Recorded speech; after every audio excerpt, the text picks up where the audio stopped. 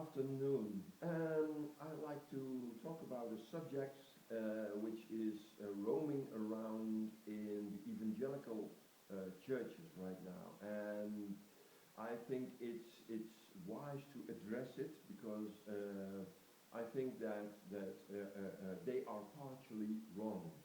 And not entirely. I know they're well-meaning. I know that they mean it well, but this topic deserves a portion of nuancing, making it a little softer than these people proclaim. Okay, and that's the portion, the part where they teach you that if you worry, then you commit a sin. Well, that's not what the Bible teaches us.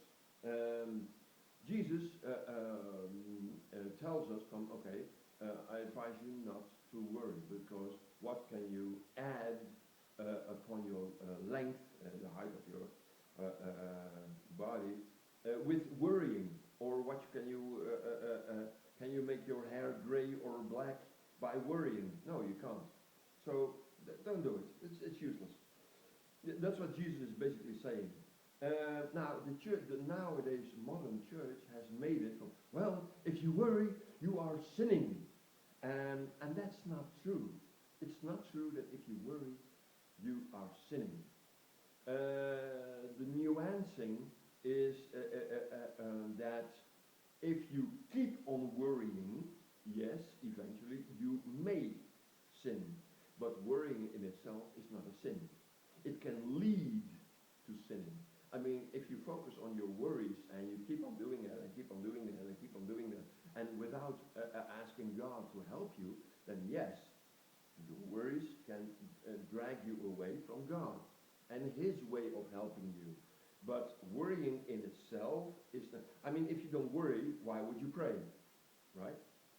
So making a little worry is always good. Why? Because it points you to God. So I strongly disagree that if you worry, you commit a sin. That's not true. That's a lie. And it's not biblical. It doesn't say, nowhere in the Bible it says, well, if you worry, then you commit a sin. No, that's not true. Jesus tells us, advises us from, hey guys, don't worry. Focus on God. Don't worry. It's not needed to worry because God is there to help you. Oh, ye of little faith. Stuff like that. Yeah, that's serious. The teaching that if you worry, you commit a sin is not true. Agreed, and that's the portion that I want to bring a little nuance in it, is that if you keep focused on your worries, if you keep worrying and worrying and worrying and never go to God with your worries, yes, then it can become a sinning. I agree upon that. But starting to worry is not committing a sin in this teaching. That would mean that if people in the church are worrying, and close to everybody is worrying, then the whole church would be in sin and over time would become more and more demon possessed. And that's not true. That's not what we see. Yes, some people in church carry some demons with them that they can be casted out with. In Holland we have a guy, Herman Boon, and he can, after praying and fasting, liberate you from demons. And you can pray for that. And there are sessions of 10 days of praying and fasting, and then you can be released from demons. That's true. Even Christians can be released from a portion of demons. But worrying is not the thing that makes you demon-possessed. Otherwise the whole church would be, all the churches would be demon-possessed because everybody worries about something in their life. And so we don't see the reality of worrying being a real sin, which makes you available for demons to possess you. And we don't see that. So the teaching is also that if you worry, you are committing a sin. It's also not seen in practice, in reality.